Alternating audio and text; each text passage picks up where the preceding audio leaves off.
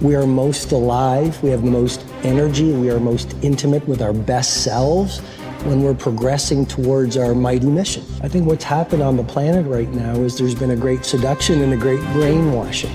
When we are kids, we want to be astronauts. We want to do all our dreams. And we're full of curiosity, and we're loving, and we're passionate, and we're strong. We're not afraid to be ourselves. But as we leave the perfection of childhood, the hypnosis and the brainwashing begin. Be reasonable. So that's our nature, but our parents give us limitation based on their limited psychology. And don't sing too loudly, don't dream too big, don't be too passionate. As we've left who we truly are, we've contracted. And now it's all about staying safe in the world versus going out there and letting our brilliant, our primal genius shine. And a lot of people just have stuffed that pain of disappointment and their doubt really deep inside. And they just are addicted to distraction and escapes because they don't want to deal with their potential that they've denied.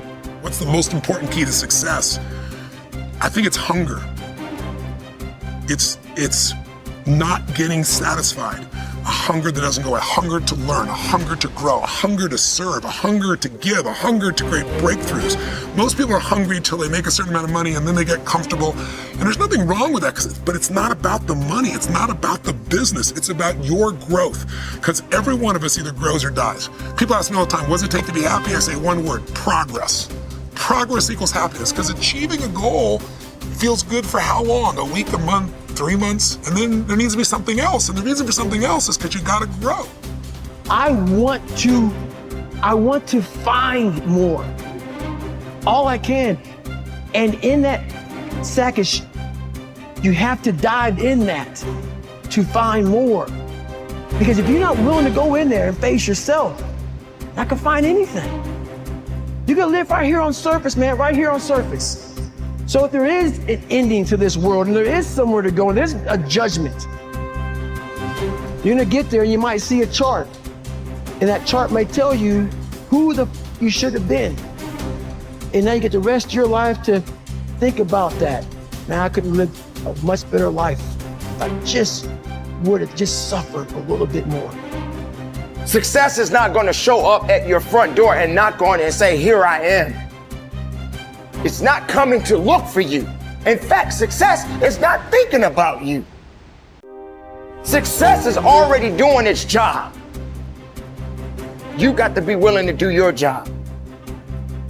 Each and every day that you are breathing in this world, each and every day that you are doing something in this world, you should be focusing on getting better, not worse.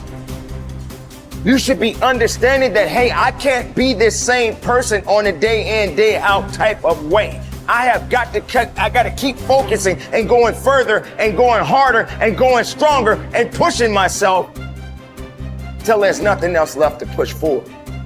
So now's the time for you to hit the gym of your life and start exercising your self-discipline muscle. No more talk, no more excuses. From this moment forward, it's all about massive execution. Will there be days that you don't feel like it? Yes. Will there be days that you want to stop? Yes. Will there be days that you want to give up? Yes. Will there be days that you want to quit? Yes. Listen to me. Quitting is never an option. We've all bought into a lie. We've bought into a lie that confidence is belief in self. And so when you're in a situation which is normal, where you don't believe in yourself, you're like, oh my God, I have no confidence. The truth is, and I want you to walk out of here with a new definition of confidence. Confidence is the willingness to try. Because when you try and you take action, what happens, and what's happened for France, is that when she sees herself taking action, what happens is she sees herself being the kind of person that takes action. So she has evidence that she can rely on herself. And that action is what builds confidence. It doesn't start with belief. The real way for most of us is not to wait to believe, but to push ourselves to act. And through the action, you will build the belief. We're built to walk uphill.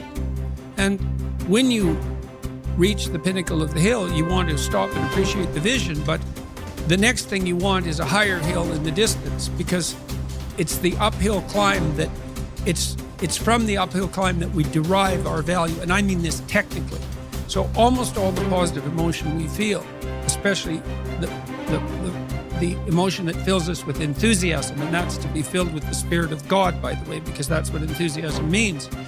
That's experienced in relationship to a goal. And so in some sense, and this is part of the religious enterprise, you want a goal that you can never attain, right? So you can always move closer to the goal that recedes as you move towards it. You think, well, that's frustrating. It's like Sisyphus pushing the rock uphill. But it's not, because as you pursue that goal, you put yourself together and your life does get better and richer and more abundant. And that's why the highest levels of virtue and goal are in some sense transcendent. You want them to be above everything you're doing so you can continually move towards something that's more sublime and better.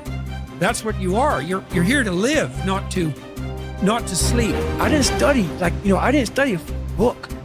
I literally put myself in a fire repeatedly like a sword. You put a sword in the fire repeatedly and repeatedly. If you keep on doing that, you're going to get a nice sword. And then you keep on beating it. You got to beat the shit out of it. And that's what I am. Yeah. I became that. I said, okay, we can't quit. We got to figure out why you are this. Why are you this, man? What is wrong with you? What's going on here? So I kept on putting the sword back in the daggone fire, and I just beat it harder. And I beat it harder. Before I knew it, I started realizing, all right, man, the brain is starting to get hard. The brain is starting to get hard. I'm no longer a theorist. I'm now a practitioner. I put it in hell. I dissected it while it's in hell, because you can't dissect anything in a normal environment. You can't dissect anything in 72-degree weather. You must put it in the freezer and freeze the fuck out of it. And then you dissect it. Dissect it when it's miserable. Dissect the brain when all it's thinking about is, I need to get out of here, man. I want to get out of the fucking freezer. Open the door. And you said, nah, 5 more seconds, man. 5 more seconds in the freezer.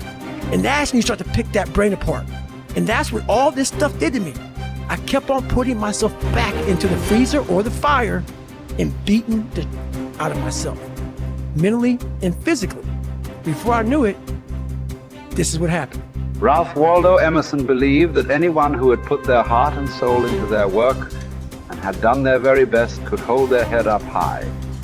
Merely talking about it or only putting in a modicum of effort wasn't good enough in his mind. It was all or nothing.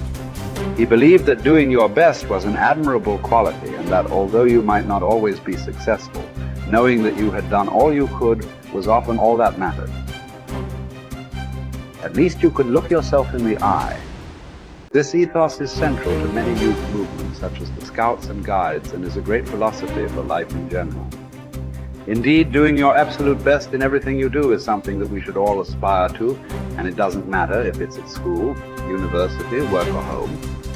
If you think about it, doing your best is also central to self-reliance, because it allows you not only to test your capabilities, but also helps you to learn and therefore extend them.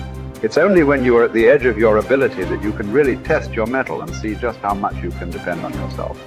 Only ever working inside your comfort zone or doing just enough to get by may be easy, but is rarely rewarding. And it never allows you to develop into a fully rounded person or realize your full potential. The following quote from Theodore Roosevelt sums up the essence of Emerson's point. It is not the critic who counts, nor the man who points out how the strong man stumbled, or where the doer of deeds could have done better. The credit belongs to the man who is actually in the arena, whose face is marred by dust and sweat and blood, who strives valiantly, who errs and comes up short again and again, who knows the great enthusiasms, the great devotions, and spends himself in a worthy cause, who at the best knows in the end triumph of high achievement, and who, at worst, if he fails while daring greatly, so that his place shall never be with those cold and timid souls, who know neither defeat or victory. When you are working on your next task, give it your full concentration and really put the effort in to produce the best possible end result. Even if it doesn't lead to glittering success, you should be proud of yourself for doing your very best. No man fails who does his best.